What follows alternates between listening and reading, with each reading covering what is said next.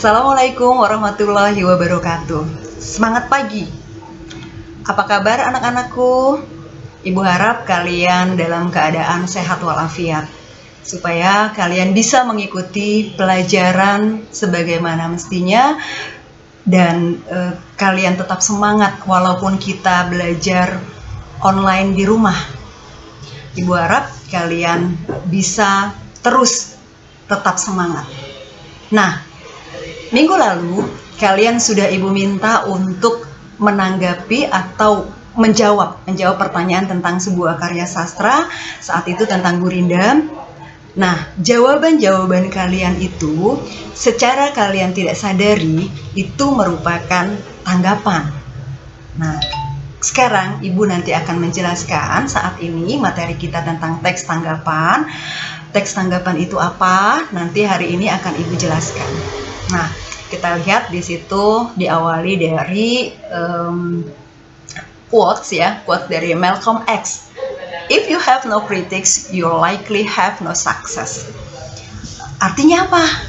Kalau kalian tidak terima kritikan, kalian itu atau kita nanti tidak bisa menuju kesuksesan. Kurang lebih seperti itu. Nah, teks tanggapan itu adalah sebuah kritikan. Dia berisi kritikan, pujian, dan saran di dalamnya. Apa yang bisa kita kritik atau apa yang bisa kita tanggapi? Di antaranya karya sastra, karya seni, dan banyak hal. Nah, teks tanggapan pada hari ini itu meliputi pembelajaran satu, memahami penggunaan kata dan kalimat deskriptif, kosakata penilaiannya yaitu memuji dan mengkritik, kemudian mengenal tujuan dan fungsi teks tanggapan, mengetahui struktur retorika teks tanggapan, mengidentifikasi ciri-ciri kebahasaan teks tanggapan, menganalisis struktur retorika model teks tanggapan. Nah, itulah tujuan pembelajaran kita. Apa saja nanti yang kita akan pelajari, itulah dia. Selanjutnya ada menganalisis ciri kebahasaan model teks tanggapan. Baik. Nah, apa sih? Mungkin ada pertanyaan di benak kalian, tujuan kita membuat teks tanggapan itu apa? Nah, teks tanggapan itu memberi tanggapan terhadap sesuatu dalam bentuk pernyataan mendukung atau menolak. Kita berhak atau kita bisa mendukung sesuatu gagasan atau sebuah karya. Kita juga bisa menolak. Tapi kita sampaikan dengan bahasa nanti yang santun. Itulah teks tanggapan. Tujuan kita adalah ini. Bagaimana kita bisa memberikan tanggapan dengan baik tanpa menyinggung perasaan orang lain. Karena tanpa kita sadari, kita sering menanggapi seseorang. Kita sering mengkritik, kita sering memuji. Tapi kita tidak menggunakan bahasa yang santun. Bahkan kadang tanggapan kita diberikan secara langsung tanpa memperhatikan kesopanan atau kesantunan berbahasa, sehingga membuat orang yang kita tanggapi atau orang yang kita kritik, karya yang kita kritik menjadi tersinggung orangnya. Nah, bagaimana caranya supaya tidak demikian? Kita pelajari untuk kali ini ya. Nah, ciri teks tanggapan. Ciri teks tanggapan itu satu, membuat tanggapan terhadap fenomena yang terjadi di sekitar. Fenomena itu kenyataan, ya, disertai fakta dan alasan. Ya. Jadi, apa itu fenomena? Fenomena itu adalah kejadian, peristiwa, atau hal-hal yang sedang banyak dibicarakan orang. Tapi harus disertai fakta dan alasan. Kemudian, memahami penggunaan kata dan kalimat deskriptif. Kosakata penilaiannya yaitu bagaimana kata-kata, pilihan kata memuji dan mengkritik. Syarat tanggapan itu harus objektif dan santun. Objektif, apa yang dimaksud dengan objektif? Objektif itu sesuai dengan fakta, sesuai dengan kenyataan, tidak dilebih-lebihkan dan tidak dikurangi. Santun tentunya pilihan bahasanya yang sopan dan santun ya. Lanjut, bentuk tanggapan berkaitan dengan pujian atau kritikan. Nah, jadi tanggapan itu bentuknya nanti bisa pujian, bisa kritikan. Di dalam satu teks itu bisa berisi pujian dan kritikan. Selanjutnya, struktur teks tanggapan. Struktur retorikanya atau bahasanya itu dimulai dari konteks. Apa itu konteks? Konteks itu apa yang ditanggapi, di mana, kapan peristiwa terjadi, peristiwa apa, politik, sosial, seni budaya. Nah, itu kita lihat konteksnya apa yang mau kita tanggapi. Kemudian deskripsi. Deskripsi itu apa? Apa dan bagaimana sesuatu itu terrealisasi atau diciptakan atau dihasilkan. Misal, kalau kalian ingin menanggapi sebuah karya sastra puisi, kita harus tahu bagaimana proses penciptaannya atau dihasilkannya. Kira-kira itu terjadinya kapan?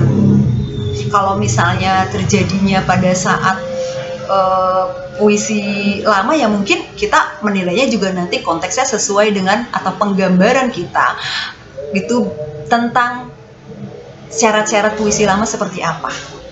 Lalu penilaian, apa yang kita pikirkan tentang sesuatu itu. Jadi seperti kalian misalnya melihat Gurindam kemarin, hari Senin kemarin, Gurindam itu seperti apa, lalu kalian melihat isinya, misalnya gitu. Nah, kalian menilai, oh isinya ini berupa nasihat, isinya ini berupa petuah yang sangat berhubungan dengan dunia pendidikan. Nah, misalnya seperti itu. Itu yang dimaksud dengan penilaian nanti. Nah, ini konteks, deskripsi, dan penilaian. Itu struktur teks tanggapan. Bahasa. Bahasa pada konteks yaitu bahasanya harus deskriptif. Apa deskriptif? Deskriptif itu berasal dari kata deskripsi, yaitu menggambarkan. Jadi kalau deskriptif bersifat menggambarkan, ya. Kemudian pada deskripsi nanti setelah konteks kan kalian deskripsikan bahasanya seperti apa, ya tentunya bahasanya harus deskriptif. Berikutnya adalah penilaian. Penilaian, bahasa yang digunakan pada penilaian ini yaitu kata-kata yang mengungkapkan penilaian. Penilaian kritikan, pujian. Misalnya dalam Gurindam tadi, dalam Gurindam yang sudah saya baca, berisi tentang petuah-petuah yang sangat bagus. Dan Gurindam itu walaupun puisi lama, dia tetap bermanfaat atau berguna untuk remaja atau anak-anak zaman sekarang. Misalnya seperti itu. Nah, itu berarti pujian. Nanti terserah, kalau kamu mau mengkritik boleh, tapi sampaikan dengan bahasa yang santun. Selanjutnya, bahasa teks tanggapan. Bahasa teks tanggapan tentunya menggunakan bahasa yang lugas dan santun. Bahasa yang lugas itu mudah dipahami, sederhana, tidak bertele-tele, itu lugas namanya. Dan santun tentunya ya, santun itu tidak menyinggung perasaan orang lain. Yang kedua, kalimat yang digunakan dalam teks tanggapan kritis merupakan kalimat yang bersifat kompleks. Artinya, kalimat tersebut terdiri dari dua verba dan dua struktur. Maksudnya, dua kalimat, verba ini kan kalimat kerja ya Nak ya, kalimat kerja, dan dua struktur. Berikutnya, yang ketiga, menggunakan konjungsi atau penghubung. Konjungsi itu kata penghubung. Contoh, sebab, karena, jika, lalu, setelah, dan lain-lain. Nanti akan kita bahas pada saat kita sudah sampai pada pembahasan kebahasaannya. Berikutnya, menggunakan pilihan kata. Tujuan pilihan kata yaitu untuk memilih kata yang tepat yang bisa digunakan dalam teks tanggapan kritis. Selanjutnya, menggunakan rujukan. Rujukan berfungsi untuk memberikan penguatan pada pendapat atau argumen yang disampaikan penulis. mengingat teks tanggapan kritis membutuhkan bukti dalam penulisannya. Nah, maksudnya apa nih rujukannya? Misal tadi seperti Ibu katakan, kalian menanggapi puisi lama yang seperti kemarin Gurindam misalnya, puisi lama itu termasuknya. Nah, kalian harus memahami apa puisi lama itu, bagaimana strukturnya, bagaimana rimanya. Jadi kita sebagai orang yang menanggapi atau menilai puisi tersebut, kita harus tahu dasarnya, kita harus tahu rujukannya. Kalau kita tidak tahu, itu namanya asal bicara. Nah, kalau asal bicara berarti tidak berdasarkan fakta. Lanjut ya.